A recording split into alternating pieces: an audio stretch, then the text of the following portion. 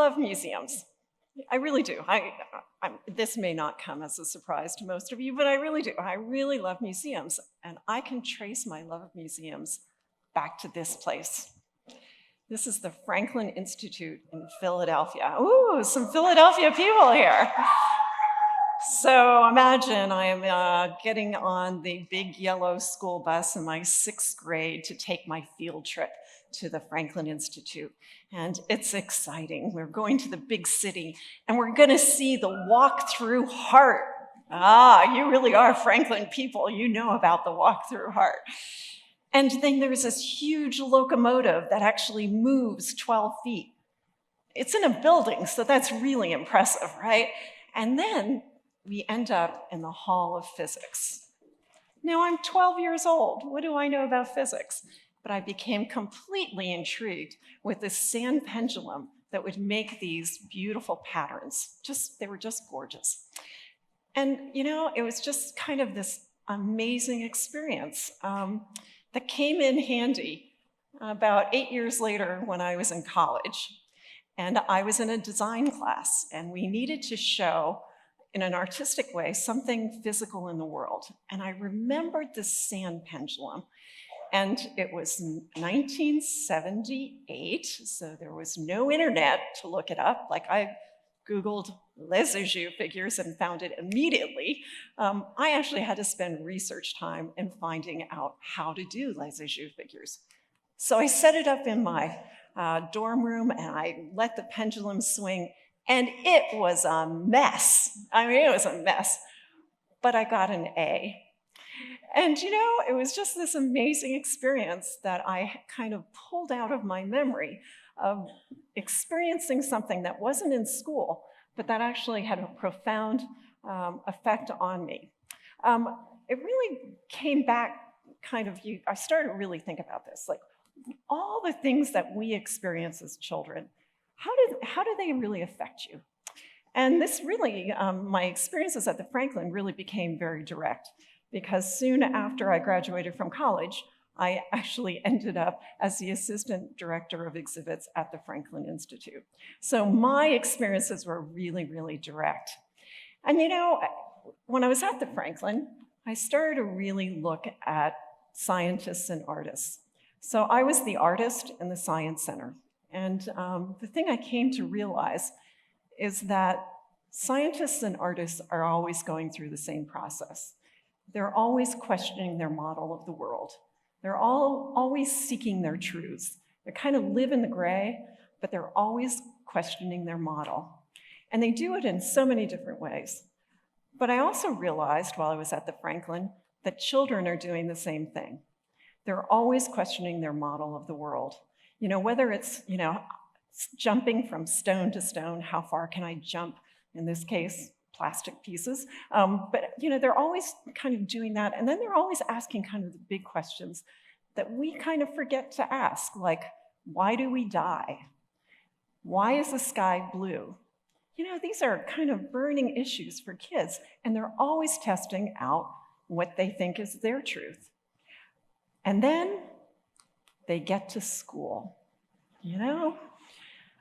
So I am not knocking school. I mean, I love school. I mean, we need school, right? We need to learn to read. We need to learn to write. We need to be around people that are other than our family. We need to actually interact with people. But in reality, when we're kids, we only spend 10% of our time in school. The other 30%, if we're lucky, they're sleeping. Kids are sleeping, right?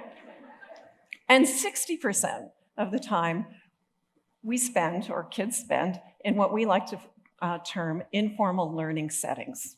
Okay, so that's everything else. Now, there's a huge amount of that percentage, that 60%, that is now being spent with media, but that is a completely different TEDx talk. I mean, that is just a huge issue over here.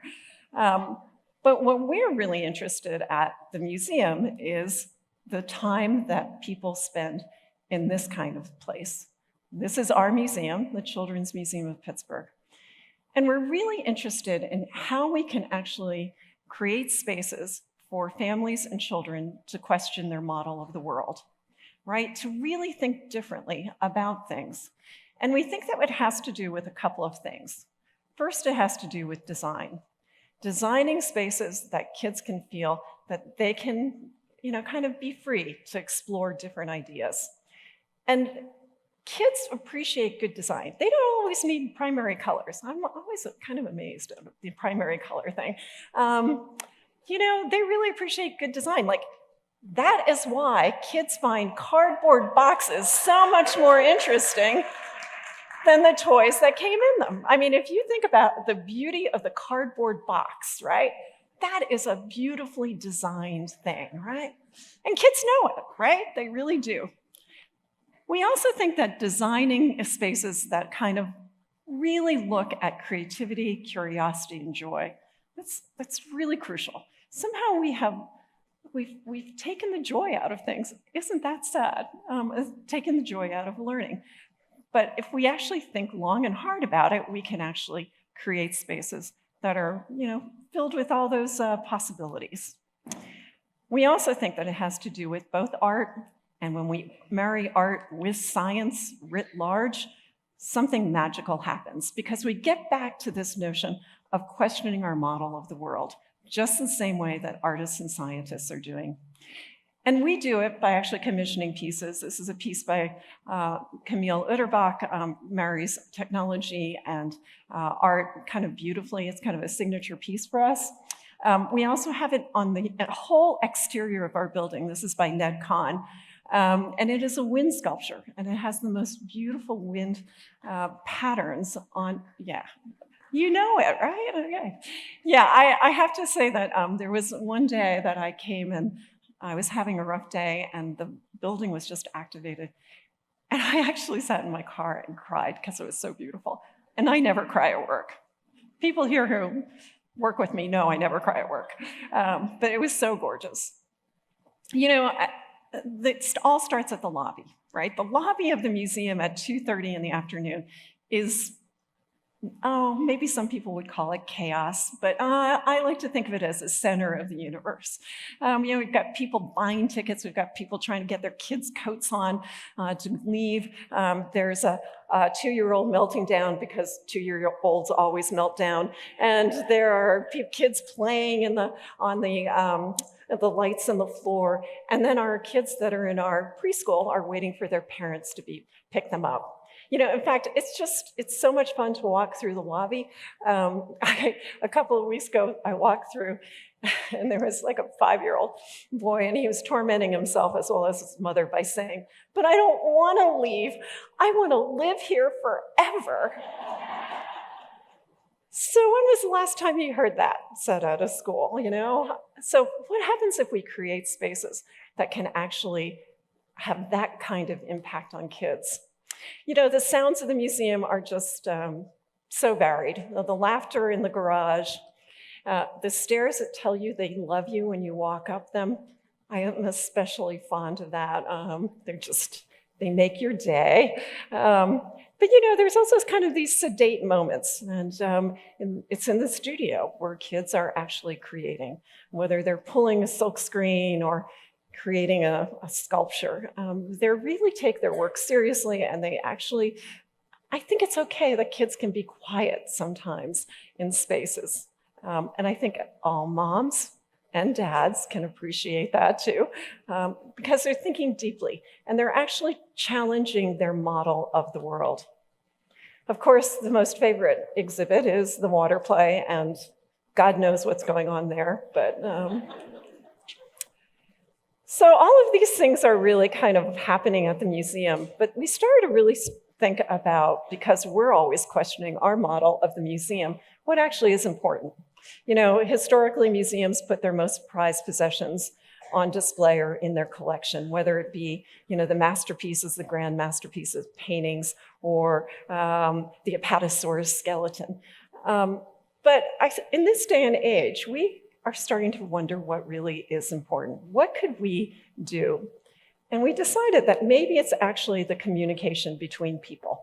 Maybe our most prized possession these days is face-to-face communication. So we really started to think long and hard about that. And it's important, right? It's just, there's something that we're losing in kind of being able to be together and explore ideas. We actually started to really pursue this notion in our Make Shop exhibit, which is about a 1,300 square foot exhibit it's looking at the intersection of technology as well as making. And it's a kind of an interesting project because it started to get a lot of national attention. Because we actually employed teaching artists who created principles of practice along with our learning scientists to create activities within this space. We didn't spend a lot of money on this space, we spent it on the talent, the people that actually activate the space. And here are some of the principles of practice that they actually came up with. Nothing that you can fail, because you know what? No one fails a museum. It's the beauty of museums. You know, we can actually kind of test these ideas out and design exhibits or programs that hit these things like tinkering and sharing ideas. This became so popular and so kind of relevant that we started to get a lot of national attention, and we were able to put 300 of these maker spaces in informal and formal classrooms across the US. We had a national funder to do that, and we went really in all for it, including doing major professional development for everybody. Because we didn't want to create the same maker space over and over. We wanted people to own it. When you're working with kids and you're working with trying to question, you know, their model of the world, it's always good to kind of be in the community where that's going to happen and really figure out what is needed. So the informal world of museums and the formal world of classrooms started to kind of merge, right? We were starting to like kind of get into this space and learn more and more. And it really made us question again what our model is of a museum. And it got very interesting. We actually decided we were going to create a laboratory of learning. So if you can't fail a museum, we can actually do the experiments that can't be done in the classroom, right? We can actually take small bets in education and try them out. And our learning scientists can be along for the ride to see what works and what doesn't work. As a result of this, we opened Museum Lab. So Museum Lab is in the former Carnegie Library. It is an amazing building. It was built in 1890 by Andrew. It was the first Carnegie Library commissioned, not built. And in the 1970s, they came and ripped out everything that had anything to do with the Victorian era. In fact, this terracotta was one of the only things we found left. So the building actually became kind of an experiment. And we liked it because it looks like an experiment and it houses an experiment. It houses this laboratory for learning about education. So on the first floor, we have a public space, and the public space is really looking at the impact of technology, art, and making. And you can pursue all of those things in these kind of beautiful spaces that we included, yes, sirree, art in them. And it has become kind of alive. It's very laid back, though. It's much different than the Children's Museum because we're asking people to go deep. On the second floor, we have Manchester Academic Charter School. It's a school that's for 6th, 7th, and 8th graders who come every day to the museum. They spend their morning at Museum Lab doing electives and kind of using that space that we've created for them. And then on this, in the afternoon, they use the second floor for their academics. They're back down on the public floor for their after-school programming. And this is kind of a nascent project, right? We are really looking and questioning our model of how education, how this informal and formal world can actually interact. But it also is posing a lot more important questions that we think are important about learning. For example, really, what role does the informal and the formal world play? How can we actually talk to each other and learn from each other and actually make kids' lives, learning experiences better? And we think this is a really interesting question. We also want to know if the simple interactions that we have with each other can really help us learn to be able to talk to each other. Can we create a learning environment where we're talking to each other and learning from each other. And maybe that just makes the world a little bit better. We're also looking at artists, scientists, and children. You know, can we be like them? Can we actually create environments that we can question our own model of the world to help solve the biggest problems, but also the smallest problems that the world has? Could we create spaces where we could be more creative?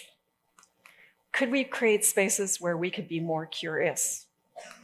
And can we create spaces to bring joy back to learning? Thank you very much.